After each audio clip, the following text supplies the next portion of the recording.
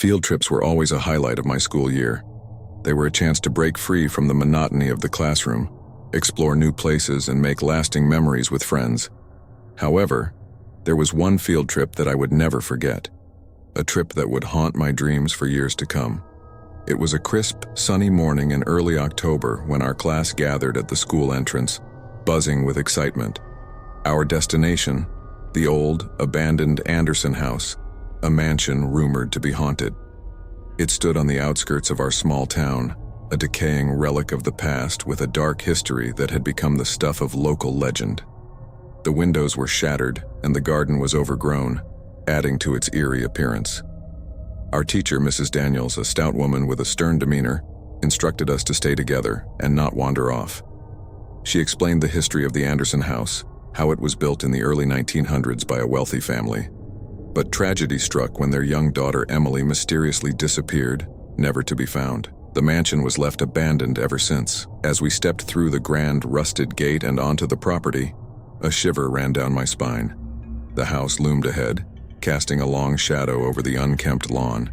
Its walls were adorned with creeping ivy, and every creak of the floorboards seemed to echo through the empty corridors. We split into groups, each with a flashlight in hand. I found myself with my best friends, Lily and Jake. We ventured into the house with a mixture of fear and curiosity, our footsteps echoing in the eerie silence. The air was damp, and the musty smell of decay filled our nostrils. Our flashlights revealed peeling wallpaper, dusty chandeliers, and faded family portraits. The place felt frozen in time. Every creak and groan of the old mansion kept us on edge. We moved cautiously, our hearts pounding as we climbed the creaky staircase to explore the upper floor. As we reached the top, I heard a faint whisper that sent a chill down my spine. It was almost like a child's voice calling out my name. I stopped dead in my tracks and turned to my friends, but they hadn't heard a thing. I brushed it off as my imagination playing tricks on me and continued exploring. We entered what appeared to be Emily's old nursery. Toys lay scattered on the floor, as if she had been playing there moments before her disappearance. One of the toys was an old porcelain doll with cracked, vacant eyes. It sent a shiver down my spine, and I quickly moved away from it. In the corner of the room, I noticed a small weathered diary. Curiosity got the better of me, and I picked it up. The pages were filled with entries, mostly detailing Emily's life and her deep love for her family. However, the final entries took a dark turn, with Emily expressing feelings of loneliness and despair. The last entry simply read, "They're coming for me." A sudden, bone-chilling gust of wind swept through the room, extinguishing our flashlights. Panic set in as darkness enveloped us. We fumbled for our lights, struggling to get them back on. When the beams finally pierced the gloom, we were no longer alone.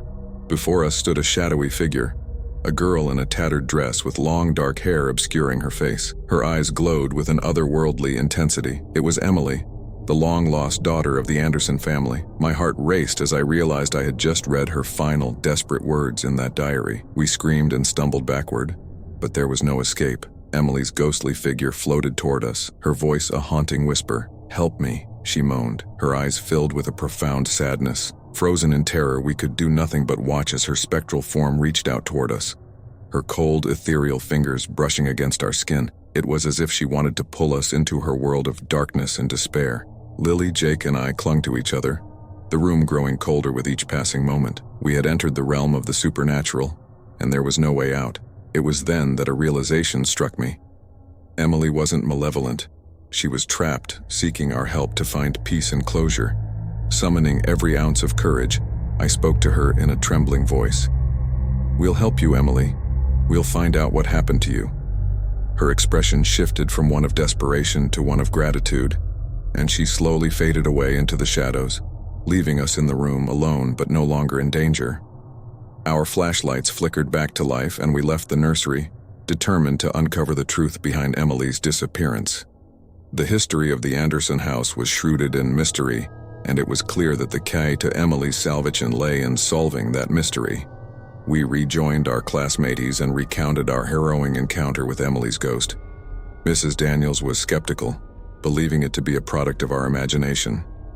Nevertheless, the story spread like wildfire, and other groups of students began their own explorations, some of them experiencing unexplained phenomena of their own. The school day ended, and as we made our way back home, my mind was consumed by the need to unravel the secrets of the Anderson house and help Emily find peace. Over the coming weeks, we researched local archives, scoured old newspapers, and spoke with elderly town residents who remembered the family and their tragic story.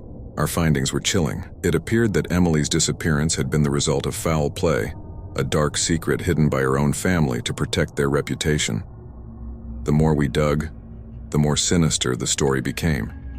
It seemed that Emily's parents had conspired to hide the truth, locking her away in the attic to prevent her from revealing their involvement. Determined to expose the truth, we gathered the evidence and presented it to the local authorities.